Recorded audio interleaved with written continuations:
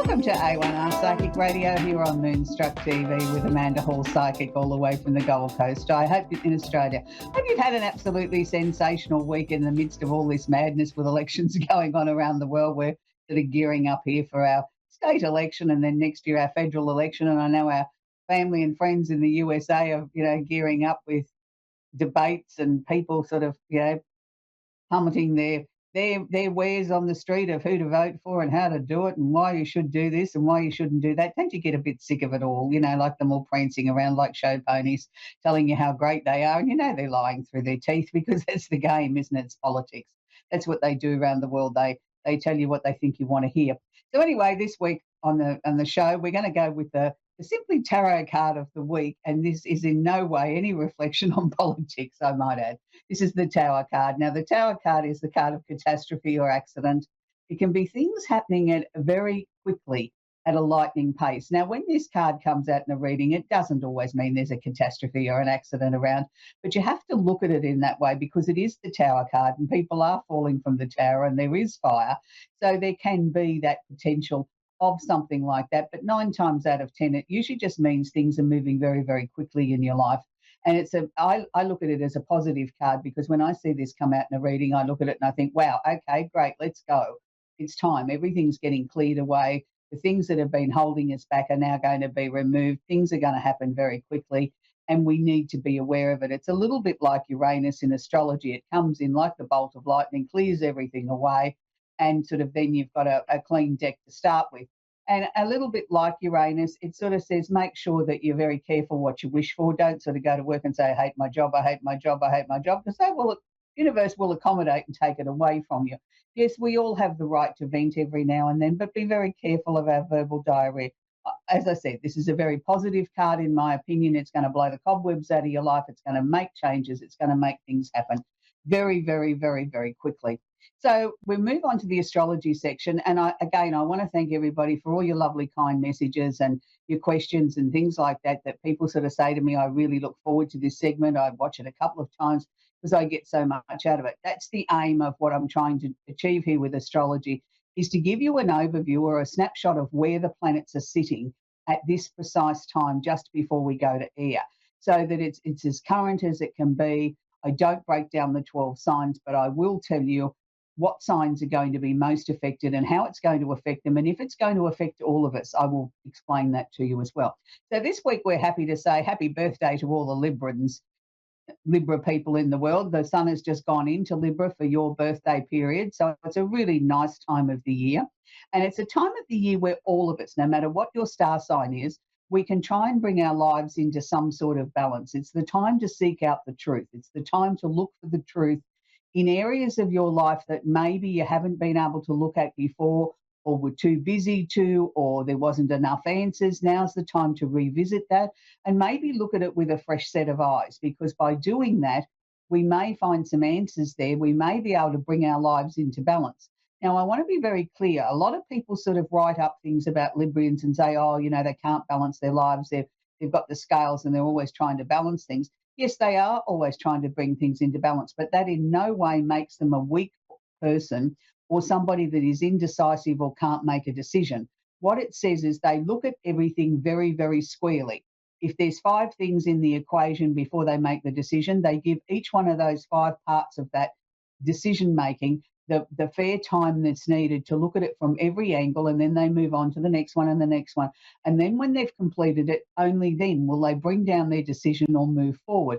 So actually it's a very powerful sign, because they have the ability to take the emotion out of the situation, look at the facts, then bring the emotion back into it, then look at how it's going to affect everybody that's involved, and then bring down their final decision or their final judgment. So it's a very, very powerful sign. Don't ever underestimate a Libra. Just because they seem bright and breezy and a little bit airy doesn't mean that the wheels aren't turning in behind that mind of theirs, sort of constantly working out what's going to be the best thing. So the sun is in Libra, as I said. It's also conjunct or holding hands with what's known as one of the moon's nodes, which is the north node.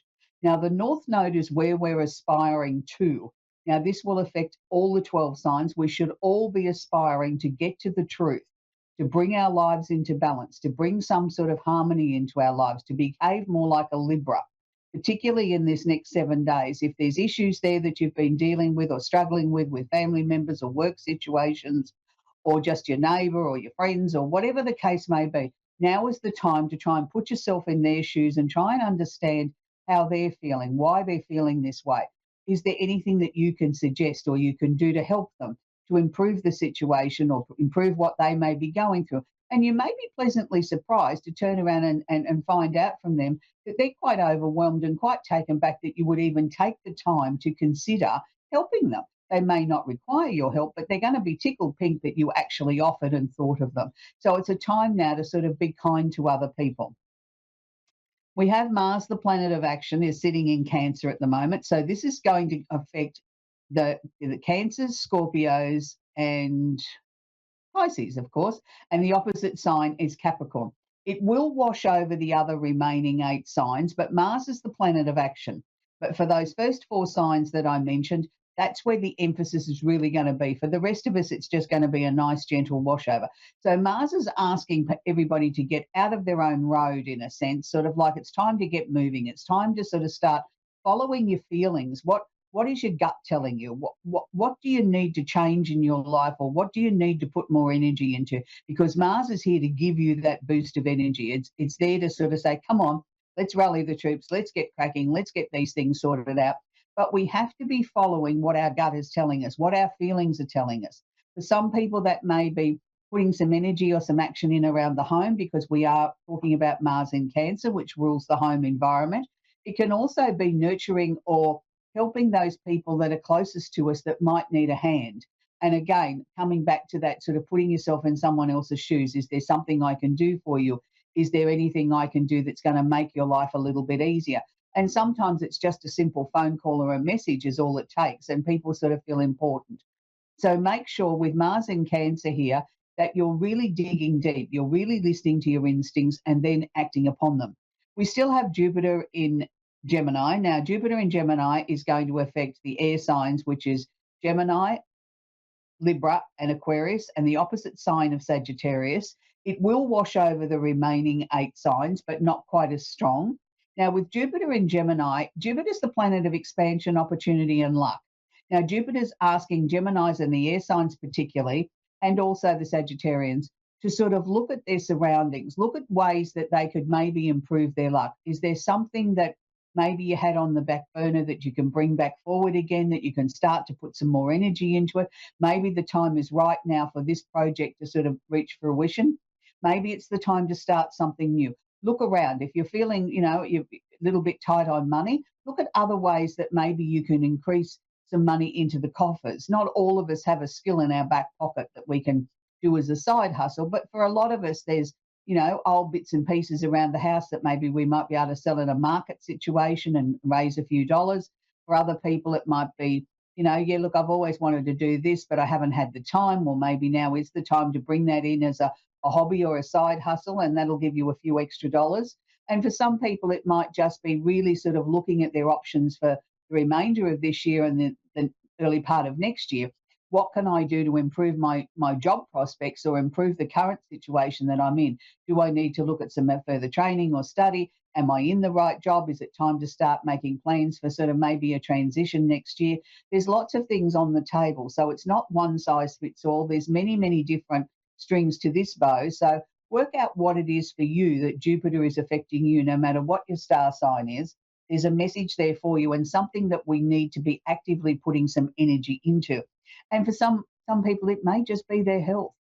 Sometimes that's the most important thing in our lives is we've got to get our bodies and our health as best we can before we can then sort of open our lives up to sort of maybe creating a better lifestyle or some extra money or taking up a hobby or whatever the case may be. So don't just say, oh, well, I can't do that because my health is not good. Then maybe focus on your health first, get that right, get things moving in the best way that you possibly can, and then you can focus on what brings you pleasure or what gives you the opportunity to make some money. We still have Pluto sitting in Capricorn. Now, look, I've spoken about Pluto in Capricorn for a very, very long time on the show, but it's really important. I keep reminding you at the moment, this will be the last time Pluto will be in Capricorn for 224 years. So we've got Pluto sitting there until November 19. Now, why is this so important? Now, Pluto is in Capricorn, so it's going to affect the Capricorns, Tauruses, and Virgo. Opposite sign of Cancer, then it washes over the remaining 8 signs. Now, Pluto in Capricorn rules things like big business, government, official situations, anything official in your life. Now, with Pluto being retrograde or going backwards here, Pluto is doing his one final dance to try and get everything right. Now, look, I've spoken about, as I said, Pluto and Virgo for many, many years on this show. And I've talked about the different ways that Pluto can affect things. It affects governments, it affects climate change. It was partly to blame, I believe, for COVID-19, trying to get the world to sort of sit up and take notice that we were destroying the planet in lots of ways. And look at how the oceans and things like that responded when we weren't all out there polluting it and things like that, and the animals and things like that. So we learnt hopefully some lessons during COVID that we had to reboot our lives and look at what was important to us. And a lot of people are still even saying it to me today. I've got a better work-life balance. I didn't realise how important my family and friends were until we were all in lockdown. So that was one of the many lessons of Pluto. So I think the final lesson here is to make sure that anything on an official level, on a personal level, is right. Don't overlook anything. Go back and go over every piece of paper that you've got, every utility bill you've got. Have you got the best cell phone deal? Have you got the best electricity deal? Whatever it might be. Anything of an official nature that needs to be revamped, looked at, sorted out. And then finally, I suppose it's sort of trying to hopefully reorganise the world in some sort of political sense. And hopefully somebody will get some sense and we stop the war in Ukraine and we stop what's going on in the Middle East. So we still have Neptune in Pisces until around about October, and then we'll move on. And the same with Saturn. Both of them are there till nearly the end of the year, both in Pisces. So Neptune in Pisces is giving us the creativity for each and every sign, not just the water signs. It's flowing over to all of us. And the same with Saturn. Saturn's bringing in a discipline that I think we all need. And regardless of the fact whether you're a water sign or whatever sign you are, yes, both of those planets are affecting the water signs the most, which again is Pisces, Cancer, and Scorpio, and the opposite sign of Virgo, but it is washing over the other remaining signs. So we need to be aware of that. We need to be aware that, yes, we do have the structure in our lives to bring some creative solutions into our lives. If we only look a little bit deeper and ask ourselves the question, what is it we're trying to achieve? How does this affect my life? How does this affect the people that are closest to me? And is it the right thing to do? It's not the time necessarily to be completely selfish or completely put yourself first. It's the time where, yes, you can do that first and then look at how it starts to affect other people. Now, it's really, really interesting because we've got the part of fortune, which is another Arabian part that we don't talk about very often, is also sitting in Cancer. So there's a lot of emphasis in Cancer at the moment. Now, what the Arabian part there will do is sort of bring a nice sort of calming energy, particularly to Cancer, Scorpios, and Pisces, and the opposite sign of Capricorn, but it'll activate and work with the other previous things that I've talked about that have been happening in Cancer and happening in the water signs. So it's really starting to sort of rev that up a little bit and bring things to the forefront. Finally, I want to close the astrology section with Venus in Scorpio. Now, Venus in Scorpio, Venus is the planet of love and affection. And yes, it's affecting the water signs. The real message this week seems to be water signs. But it's also affecting the rest of us. Now, the reason why I want to bring this up, Venus in Scorpio, Scorpio is a very intense energy. It can sometimes be very brutal. It can sometimes be, we all say we want the truth until the truth's actually presented to us. And sometimes Scorpios don't necessarily sugarcoat anything. They just blurt it out and that's it. And, there's black or white. There's no shades of grey in between. And that's okay for them. But for the remaining 11 signs, some of us don't really handle that real well. We like things a little bit softer. So be very, very careful if you're dealing with matters of the heart, no matter what your star sign is this week. Make sure that you're not behaving like a Scorpio and just spitting it out and saying it's black or white and there's no room for negotiation. Because love is about negotiation. It's about give and take. It's about not always being right, that the other person sometimes is allowed to have the stage too, and that their needs need to be met. And, you just need to be very careful because sometimes when you've got Venus in Scorpio here, we tend to be a little bit brash. We tend to be a little bit hard-hitting. We don't have our listening ears on. We're only looking out for our own needs. So please just make sure that you listen and look. and sort of consider the other person's needs before you sort of continue on with your conversation or the decisions that need to be made. We're going to talk with Angela now in Houston, in Texas, in the USA. Are you there, Angela? Yes, I Hello, am. Angela. Do you have a question I Yes, can I answer am. for you, please? You have a question, please, for me? I do. I do. I mean, not necessarily a question. I just want to know if there's a specific person that I'm dealing with right now, and Hmm. everything's very new. But Hmm. I just kind of want to know. I'm I don't know about them because I am in a position where I don't have. I have some trust issues, and I just kind of am Hmm. very. I'm very kind of. I'm scared to get into something with. I'm scared to get into a relationship. I can understand that, Angela. I don't expect you to share their name with a worldwide stage, but if you could give me their first initial, that will allow me to tap into their energy and I can give you a little bit R more of a read on who they are and what to expect. So, what's their first initial, please? R. Ah, okay. All right. So it's really, really interesting because I know that you've got trust issues, and I know, because you just mentioned that to me, and I understand that. And it's a very, very real concern because when you've had your heart broken more than once, we do tend to build up brick walls and we do tend to sort of promise ourselves that these sort of things are never going to happen again. And that's part of being human. But at the same time, we as human beings want to be able to open ourselves up and trust somebody again and love somebody again and be in a loving, right sort of relationship. But it's like the two are in conflict. It's like one side says, yes, you can love, and the other side says, no, no, no, no, you remember what happened last time. So we sort of fight with ourselves. Now, the first thing that I'm picking up around R is I also feel he has some reservations too, not about you, but reservations about not wanting to be hurt again as well. I think he's been very severely hurt in the past.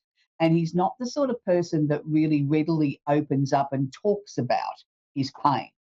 And it's sort of something, it's a little bit like pulling teeth. You get a bit of information here and another bit a bit later on, and so on it goes. And I suppose if he was the one I was talking to, he'd probably say to me the same thing about you, Angela, that you don't give a lot away either. Look, I don't feel uncomfortable with this situation. That's my personal opinion, looking into the situation or the potential of the relationship developing further for the two of you. All I can suggest is don't do anything that you feel uncomfortable with. If you feel the relationship's going too fast, then slow it down. If you feel that you've got some, issues that are coming to the surface and you look at them and you say, well, these not really real, these are my past issues, then try and sort it out. Don't sort of then turn around and project that onto him. I don't believe for 1 second he is going to do anything that's going to break your heart in as much as a trust issue. I mean, all relationships have issues. We all have arguments. That's what part of loving and being in a relationship. But it shouldn't be a constant thing. You should be able to sort of sort things out. Just take it very, very slowly. And, I think it's more your fear from the past of not wanting to make a mistake again that sort of is holding you back from the joy that you can have this time around. But that's my opinion. You have to proceed, Angela, at the pace that you feel comfortable. And it's, a little by little, those brick walls, those barriers will come down, and take your time. Like I think we're in such a hurry in this day and age. If you throw back to 50 or 100 years ago, people took their time. They got to know each other. That's why people went a courting as such. They took the time to gaze into each other's eyes, to find out what their favourite colour was, what sort of food they like, how they dressed, what sort of person they were. And they took their time to get to know each other before they even had their first kiss. And then, again, a certain period of time before they were considered a couple, and before it was considered that maybe that they would get married and spend their lives together. I think we can take some lessons from that. We're all in such a tearing great hurry that we think we've got to be in a relationship and married within weeks or months instead of really getting to know somebody.